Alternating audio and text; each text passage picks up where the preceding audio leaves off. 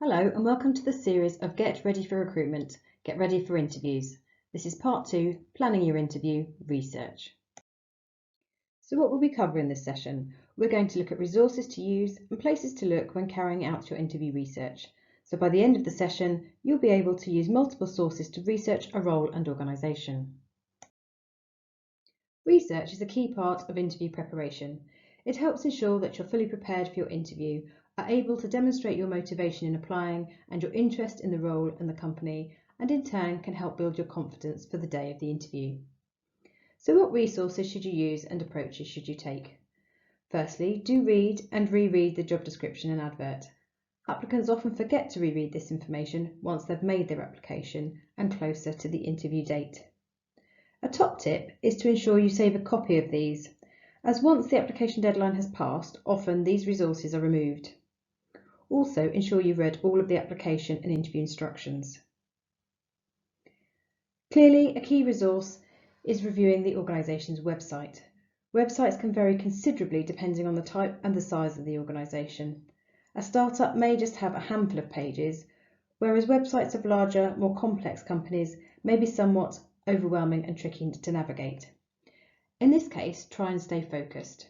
Focus on their news, careers and about us pages. Recruiters sometimes suggest for applicants to look at annual reports and financial reports, not to analyse the finances in great detail, but more in terms of gaining an understanding of how some of the larger organisations structure themselves. They will present their information broken down into product areas or business units, for example, and this can be useful for you to understand where your role fits into the larger structure.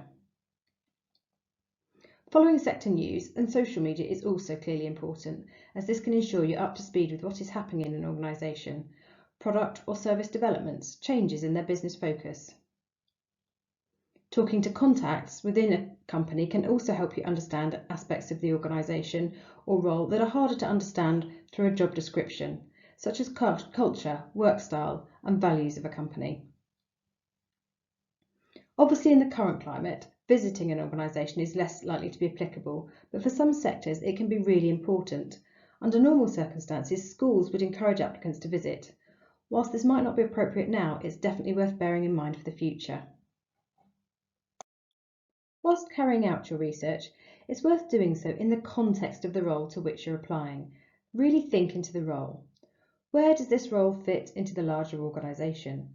How will you be contributing to the organisation's purpose and what it delivers? What team will you be part of? What other teams or stakeholders might you need to engage with and build working relationships with? What are the priorities of the role? Can you think of any challenges this particular team or department may be facing at the moment? Considering some of these questions will help you contextualise your research.